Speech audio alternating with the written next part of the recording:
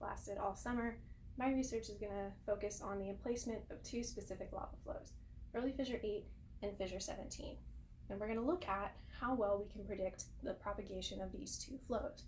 So first and foremost, we want to ask, can we actually accurately predict lava flow emplacement? How far, how fast is it going to go?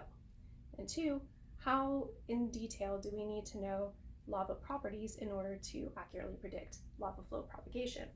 So we have two separate models that differ in the amount that you allow the variables to vary. For the Lyman and Kerr model, you cannot vary the variables.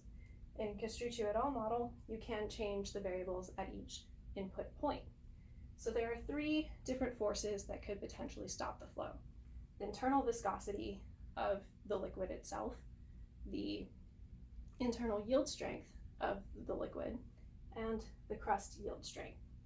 So once we incorporate crystals, that is going to change viscosity and yield strength, because those crystals are going to increase both of those properties, both as crystal content increases and as the aspect ratio of those crystals increases. So we have two separate data sets.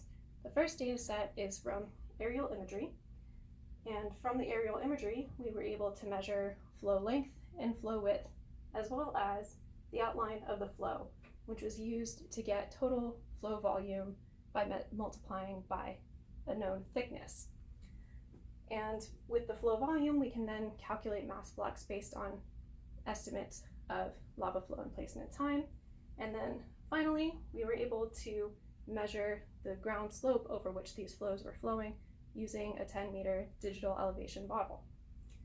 Now, we also had a complementary data set to kind of these macro scale properties by looking at hand samples and looking at both the chemistry of the samples themselves and the crystal content of the samples.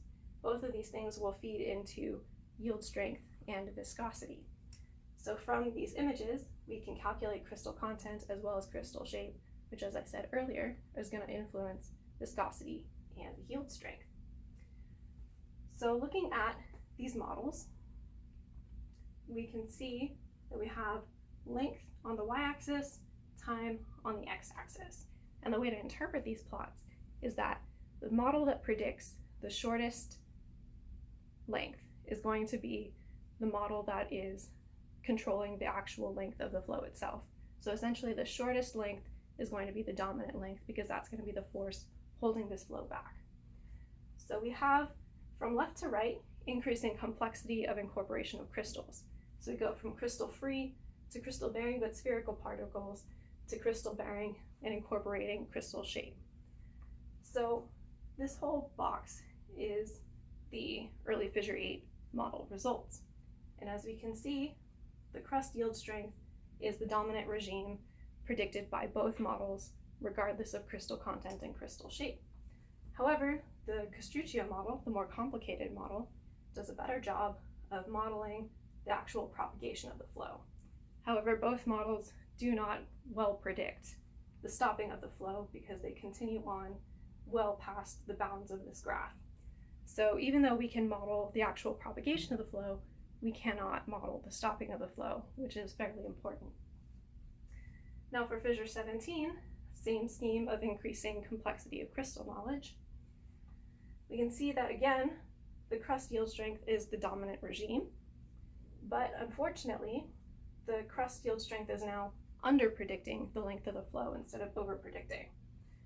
And one really great thing about the models in this case is that as we add crystals to the system, the estimations actually improve, particularly when we look at the crystal bearing elongate particles with the Castruccio et al. Model. We can see that the end of the flow is well predicted by the viscous flow. However, it is not considered the dominant regime at the moment. So there are still a few hiccups that need to be worked out with these models. Unfortunately, we have a gap in data right here, where probably there is some transition factor that occurred in the eruption that should have the viscous flow as the dominant regime instead of the crust yield strength. So in the future, we are able to pretty well model